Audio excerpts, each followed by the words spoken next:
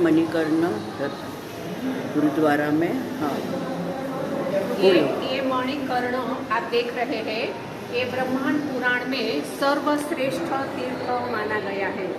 यहाँ कहा जाता है कि भगवान शिव ने पार्वती के साथ 11,000 वर्ष तक निवास करके तपस्या की थी। ब्रह्म पुराण में ये तीर्थ का नाम वेद ने हरि हरि कहा, उसका दूसरा नाम अर्धनारीश्वर और तीसरा नाम चिंतामणि है। लेकिन एक दिन यहाँ जल में क्रीड़ा करते समय माता पार्वती जी की चिंतामणि गिर पड़ी, लेकिन वो चिंतामणि सीधी पाताल में जाकर शेषनाग के पास पहुंच गई। तो पार्वती जी थोड़े अचंभे में पड़ गए। उसने शंकर जी से कहा कि मुझे मेरी मणि चाहिए। तो मणि की तलाश में भगवान ने आज्ञा की, परंतु मणि प्राप्त न हुई।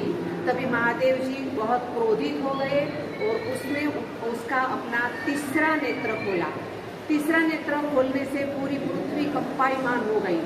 भगवान शंकर जी से तीसरे नेत्रों से नैना देवी प्रकट हुई, जो हम आगे स्थान पे गए थे। नैना देवी का मंदिर भी है।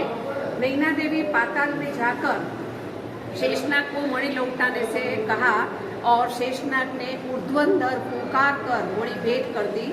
इसीलिए इस तीर्थ का नाम मणिकर्ण पड़ गया।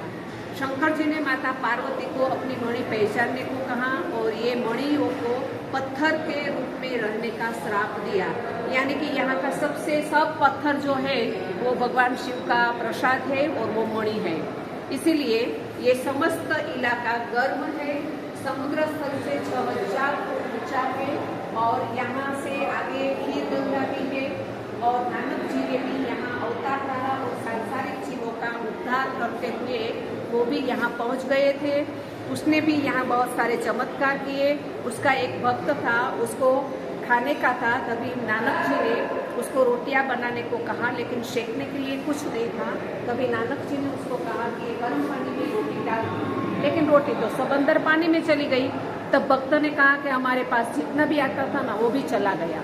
तब नानक जी ने कहा तू भगवान के नाम पर एक रोटी चढ़ा दे, और उसने एक रोटी भगवान के नाम पर चढ़ा दी। सब रोटियां ऊपर आ गई। इसी तरह से भगवान गुरु नानक ने भी यहाँ रहकर ये उद्धार किया।